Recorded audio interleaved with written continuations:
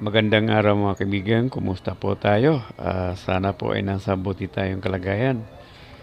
Mga kaibigan, ito po, samahan niyo po ako ay magdi-DIY na naman tayo mga kaibigan dahil nga itong ating Mio Grabis ay laging may lagutok at sigurado ako dito na po sa ating bearing. Ito pong ating front wheel gulong. At mga kaibigan ay mag-aapat na taon. Apat na taon na po itong aking Mio Grabis ay ngayon pa lang tayo magpapalit ng ating bearing. At medyo matagal-tagal na rin mga kaibigan na tinitiis ko at ito ay dumating na po yung aking order sa online. Kaya binigyan ko na po ng araw, oras para po magpalit tayo.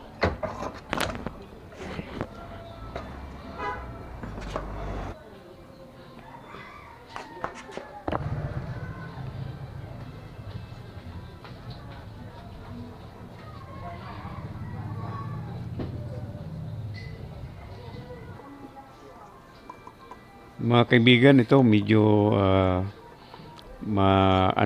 maganit na nga yung pagtanggal nitong axle niya dahil matagal na, 4 na taon na po ay ano na po yung ano niya, may kalawang na po. At ito at medyo matigas yung pagtanggal natin ay mga kaibigan, nilagyan ko po ng DW40. Baka sakaling lumambot po at pagtanggal itong ating yun at tumalsik yung o-ring. Ayun, talagang kalog na. Talaga. Siguro napakaingat ko pa rin dahil nga sa 4 na taon mga kaibigan ay sigurado na po yung bearing nitong natin.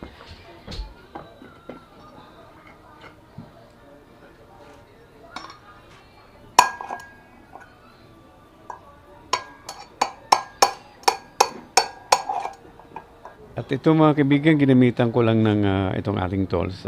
Yun na lang ang ginamit ko para sa pagtanggal ng bearing. Ayan po. Talagang na po.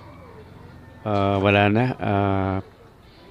Kumbaga sa mga kaibigan, yung grasa na nailagay dyan ay putik na.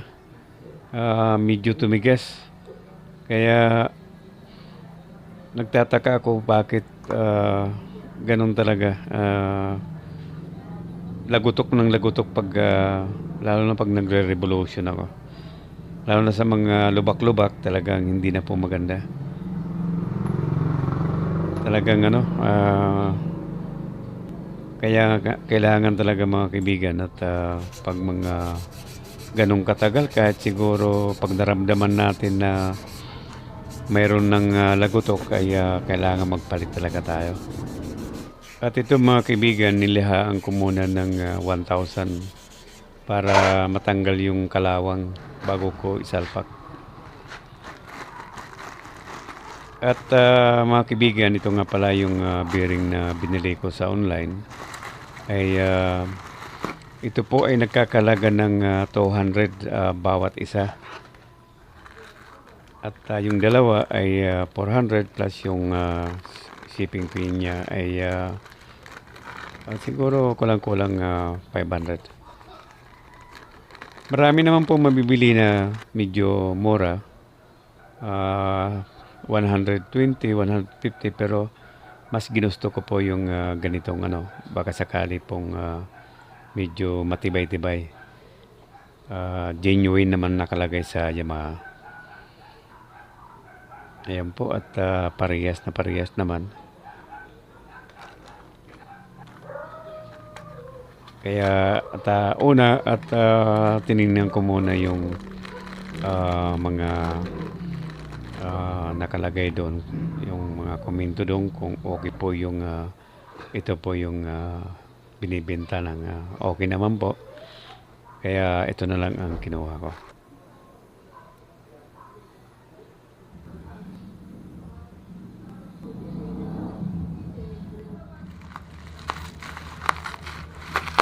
Tsaka mga kaibigan, bumili na rin ako ng grasa para magagamit natin sa kung kailan tayo magpapalit para hindi na tayo bumibili ng tingi-tingi. High temp na rin yung binili ko mga kaibigan para medyo maganda-ganda ang pangmatagalan talaga na paggamit natin dito sa grasa.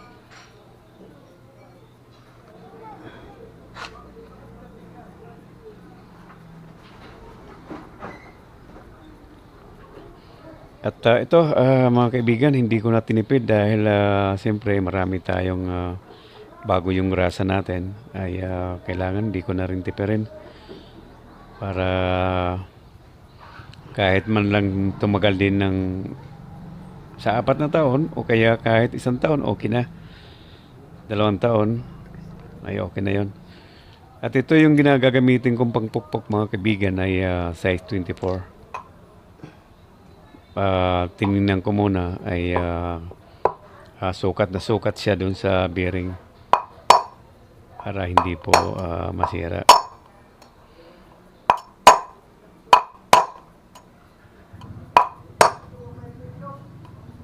Ito mga kaibigan at sa awa ng Diyos itong aking Mio Gravis ay ako lang po ang gumagawa, DIY lang dahil malayo po sa casa. At ito mga kaibigan dahil basic lang naman to at kaya nating gawin basta kumpleto lang tayo ng mga gamit. Una kong binili yung mga tools mga kaibigan para hindi tayo manghihiram. Ayun at lumubog na. Ito naman mga kaibigan at alam naman natin kung sagad na dahil nag-iiba yung tunog niya. Parang yung pakiramdam mo na iba na yun at pwedeng itigil mo na yung pagpupukpok.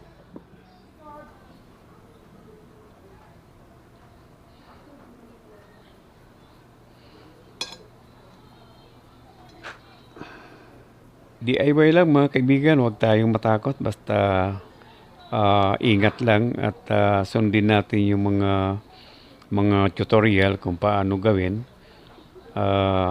Yun lang ang malaga kasi kung hindi natin gagawin ng ganito ay hindi tayo matututo mga kaibigan. Total atin naman to. Basta marunong lang tayong sumunod sa mga tutorial ay hindi po tayo magkakamali.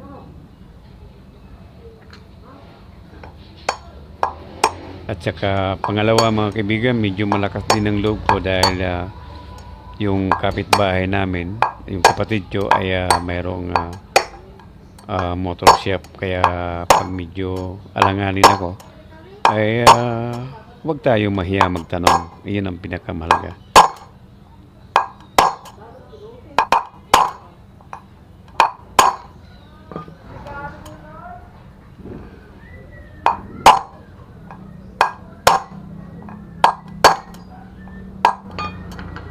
At siya nga pala mga kaibigan, itong Mio Gravis ay hindi ko na ipakita yung kanina. Doon po dito sa lagayan ng axle niya, mayroon siyang yung tatlong nakaharang.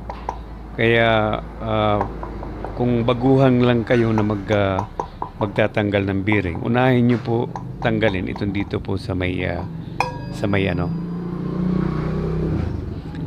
lagayan ng caliper, yung preno. Ayan, yung pinupukpok. Diyan nyo unahin bago dun sa kabila. Ayun, at natapos na natin mga kaibigan. Ganun lang kadali ang pagpalit ng bearing dito po sa atin na front wheel. Ayan, at napakaganda po. At pag nilagay mo yung axle niya ay napakaganda talagang wala na yung kalog-kalog.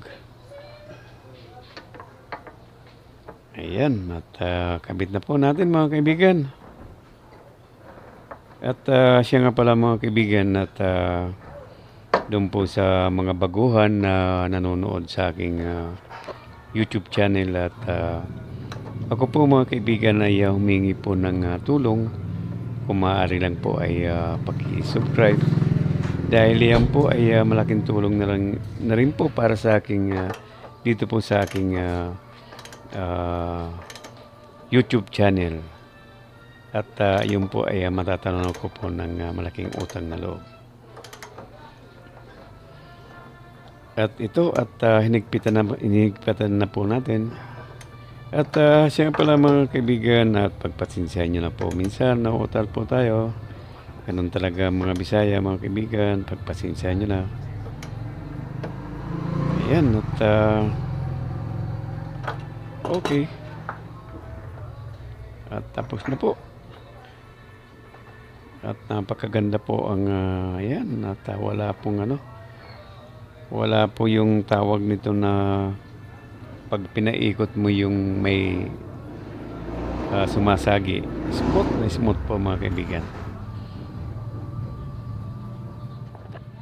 Ayun lang po mga kaibigan at ito ilagay na natin yung medyo design natin dito. At yun lang at maraming salamat po sa pagsabay at saka sa panonood mga kaibigan. At yun lang at mga kaibigan at ang ano ko lang sa atin ay lagi po tayo mag-iingat sa lahat ng oras. Lalo na po kung nagra-ride tayo at ingat lang po mga kaibigan, huwag masyadong mabilis. Yan lang po mga kaibigan at babo po at God bless po sa inyong lahat mga kaibigan. Maraming salamat po sa inyong lahat. Ingat po, babo.